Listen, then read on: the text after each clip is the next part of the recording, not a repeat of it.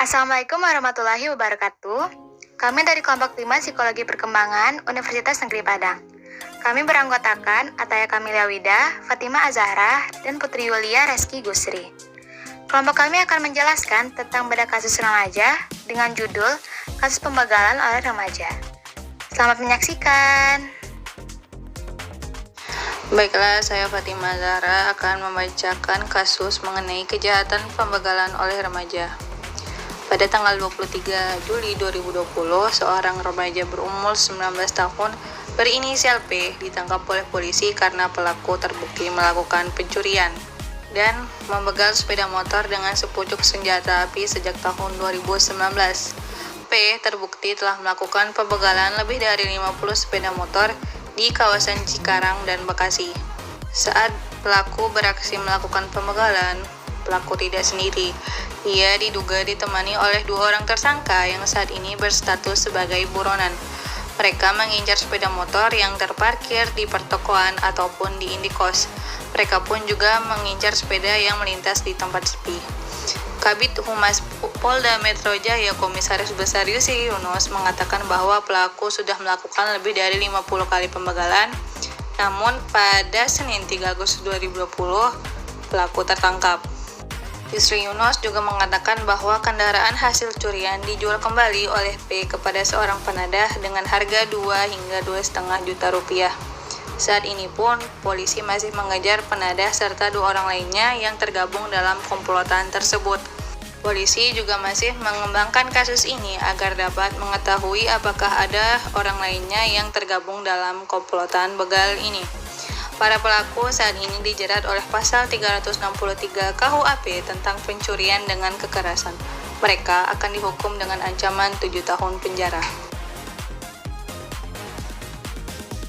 Beberapa ciri yang khas dari perkembangan remaja dapat dilihat bahwa masa awal remaja adalah tahap di mana remaja mengalami krisis karena adanya perubahan perkembangan yang cepat.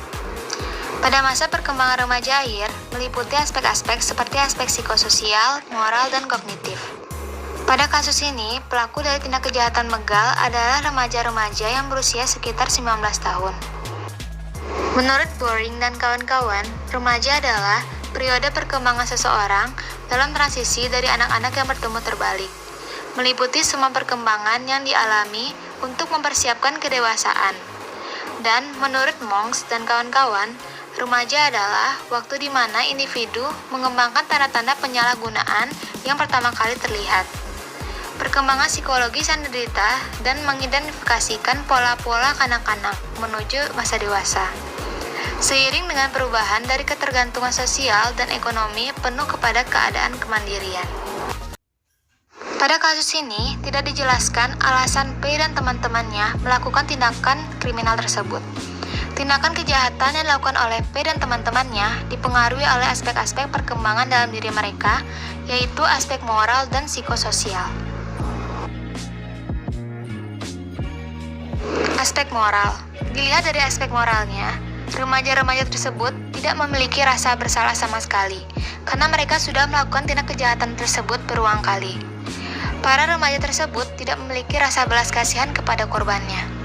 Para remaja tersebut mengalami keterlambatan penalaran moral yang menyebabkan mereka tidak peduli terhadap perilaku yang benar ataupun yang salah. Mereka tidak mempertimbangkan moral sehingga mereka tidak bertanggung jawab atas perilaku yang mereka lakukan. Defisiensi moral menyebabkan para remaja tersebut tidak memiliki kekuatan untuk mengenal, memahami, mengendalikan, dan mengatur tingkah laku yang salah dan jahat. Aspek psikososial. Dilihat dari aspek psikososial, para remaja tersebut nekat dan tidak memiliki perasaan takut. Mereka juga tidak dapat merasakan bagaimana perasaan orang yang mereka begal tersebut. Remaja tersebut tidak takut melakukan tindakan berbahaya untuk mendapatkan apa yang mereka inginkan. Lingkungan pergaulan yang menyimpang juga dapat mempengaruhi tindakan remaja tersebut. Dan tindakan para remaja tersebut dapat dipengaruhi oleh hubungan sosial dengan keluarga ataupun dengan orang-orang di sekitar mereka. Nah, saya akan menjelaskan beberapa faktor penyebab kenakalan remaja. Faktor pertama yaitu faktor ekonomi dan sosial. Nah, seperti yang kita ketahui, bahwa kenakalan remaja dapat ditimbulkan oleh lingkungan sosial serta keadaan ekonomi yang tidak stabil. Kenakalan remaja dapat juga disebabkan oleh lemahnya lembaga negara, lemahnya sistem pendidikan, lemahnya fasilitas layanan umum, ataupun lemahnya ikatan kekeluargaan. Di sisi lain, kurangnya lapangan pekerjaan ataupun sempitnya lapangan pekerjaan dapat memicu kenakalan remaja. Kayak misalnya gini, remaja nih lagi butuh uang, terus dia mau kerja gitu kan. Habis itu karena kurangnya lapangan pekerjaan sama sempitnya lapangan pekerjaan tuh dia nggak bisa gitu dapat uangnya, karena mungkin dia lagi butuh uangnya cepat. Akhirnya dia melakukan tindakan-tindakan yang melanggar hukum dan melanggar norma, kayak misalnya dia nipu orang ataupun dia mencuri gitu. Nah, tuh di sisi lain salah satu faktornya yang memicu kenakalan remaja itu juga dapat disebabkan oleh jumlah kebutuhan remaja yang lebih tinggi ketimbang dari pendapatan dari remaja itu sendiri, yang hal tersebut dapat memicu remaja untuk melakukan kejahatan. Faktor kedua yaitu faktor keluarga. Nah, kenakalan remaja itu dapat disebabkan oleh ketidakharmonisan dalam keluarga, kurangnya kasih sayang, pendidikan yang terlalu keras, kontrol orang tua yang kurangnya atau bahkan komunikasi yang buruk antara anak dan orang tua, serta mungkin lingkungan dari pergaulan si anak. Nah, hal-hal tersebut dapat memicu kenakalan remaja. Oleh karena itu, peran orang tua tuh sangat penting. Anak tuh gak hanya sebagai sebuah tanggung jawab yang diberi makan yang cuman di gimana ya, kayak tumbuh besar gitu. Anak tuh gak cuman itu, tapi juga sebagai manusia yang diberi pendidikan mengenai nilai-nilai norma dan moral.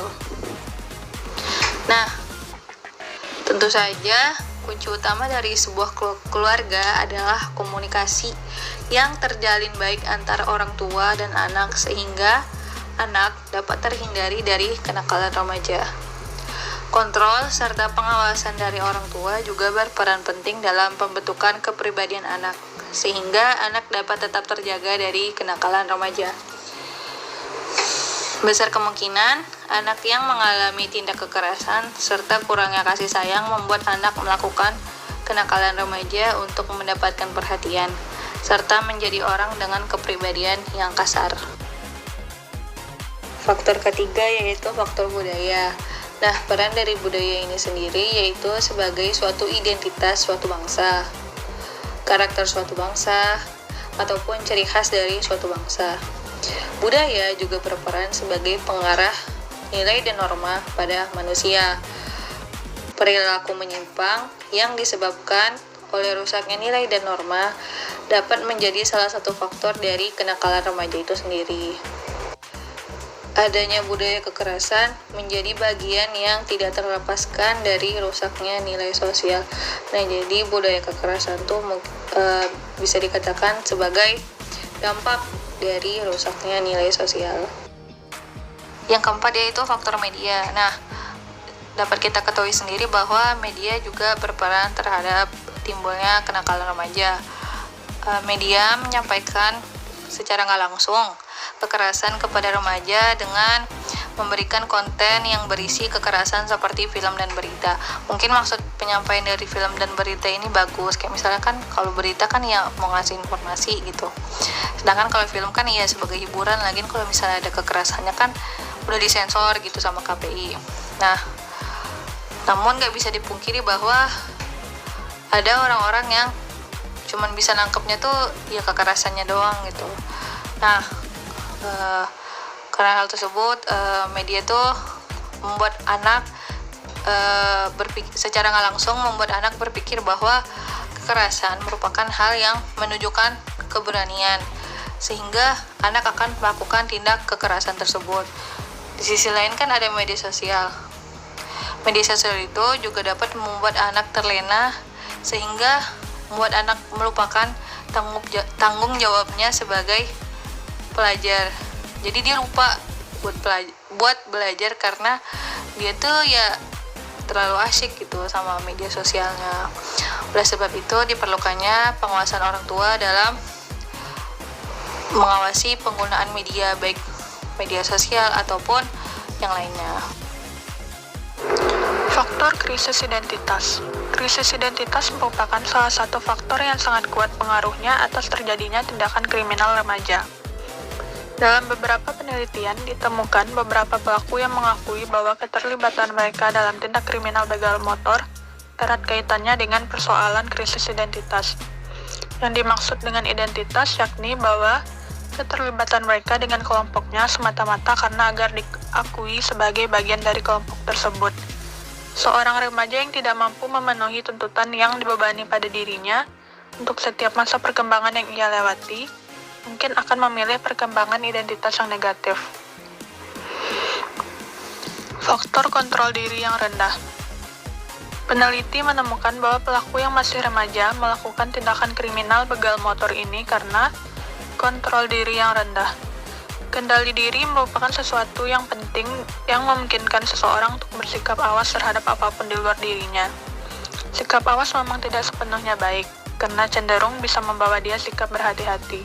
Tapi pada sisi yang lain, sikap hati-hati ini dapat membawanya untuk tak mudah mengikuti apapun ajakan atau desakan dari eksternal.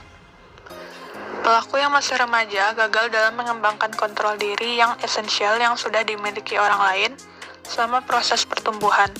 Mereka gagal dalam mengarahkan kontrol dirinya kepada hal-hal yang lebih baik. Terakhir adalah faktor dari teman sebaya. Teman sebaya adalah kelompok remaja nakal yang memiliki pengaruh besar dalam proses menuju masa dewasa. Menjadi bagian suatu kelompok telah memberikan rasa aman kepada anggotanya. Anak-anak yang nakal saling tertarik dengan sesama mereka. Remaja juga lebih mudah mengubah keputusan dan menyesuaikan perilakunya sebagai respon terhadap tekanan rekan sebayanya.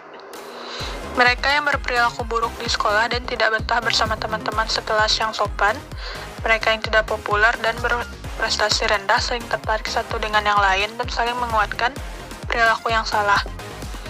Berperilaku buruk tidak selalu memberikan konsekuensial yang buruk. Berbeda dengan bayangan orang, ternyata mereka yang melakukan kekerasan tidak mengalami kesulitan berteman. Remaja dengan perilaku kekerasan sering dipandang sebagai individu yang lebih dewasa. Remaja yang terus berkelakuan nakal terlihat melompati jarak kedewasaan. Dengan begitu, sebayanya memandang mereka sebagai subjek populer dan patut dicontoh, meskipun mereka tidak perlu berteman dengan remaja nakal ini untuk dapat dipengaruhi.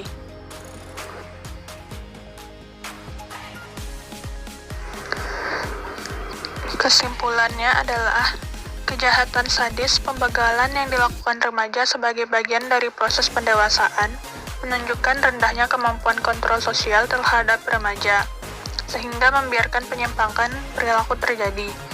Pembegalan oleh remaja telah melewati batasan kenakalan remaja, sehingga harus diperlakukan sebagai sebuah permasalahan kriminal dewasa.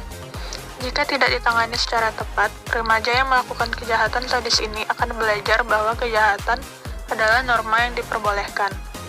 Tindak kriminal pembegalan motor yang dilakukan oleh remaja terjadi karena ada beberapa faktor seperti faktor ekonomi dan sosial, faktor keluarga, faktor budaya, faktor media sosial, faktor krisis identitas, kontrol diri yang rendah, dan juga faktor dari teman sebaya. Faktor yang paling dominan menjadi penyebab dari kenakalan remaja biasanya adalah pengaruh teman sebaya atau orang-orang yang di sekitarnya. Saran: diri sendiri. Untuk menghindari perilaku yang menyimpang, remaja sebaiknya memperhatikan dan memilih lingkungan pergaulan yang benar dan sehat, supaya dapat memberikan pengaruh yang positif kepada diri sendiri. Membangun komunikasi yang baik kepada orang tua maupun lingkungan sekitar. Menjalani aktivitas yang positif seperti mengembangkan kemampuan yang dimiliki dan belajar untuk mengendalikan keinginan dan menaati setiap aturan yang ada. Orang tua. Orang tua merupakan sosok terpenting dalam perkembangan remaja. Terbentuknya sikap dan perilaku remaja dimulai dari pengasuhan orang tua. Orang tua harus dapat membimbing anak-anaknya untuk berperilaku yang baik. Orang tua juga harus dapat membangun komunikasi yang baik dengan anak-anaknya agar anak-anaknya merasa disayangi. Dan orang tua hendaknya mendengarkan anak-anaknya supaya anak-anaknya merasa diperhatikan dan tidak melakukan pemberontakan. Dan jika anak-anak melakukan kesalahan, hendaknya orang tua memberikan nasihat yang baik dan tidak menyudutkan anak atas kesalahannya. Lingkungan sekitar. Lingkungan sekitar remaja juga dapat mempengaruhi perkembangan remaja. Hendaknya lingkungan sekitar remaja tersebut memberikan contoh yang baik kepada mereka dan melaksanakan kegiatan positif supaya mereka juga dapat mencontoh perilaku yang positif pula. Terima kasih telah menonton video presentasi dari kelompok kami. Kami mohon maaf apabila masih banyak kekurangan dan kesalahan. Wassalamualaikum warahmatullahi wabarakatuh.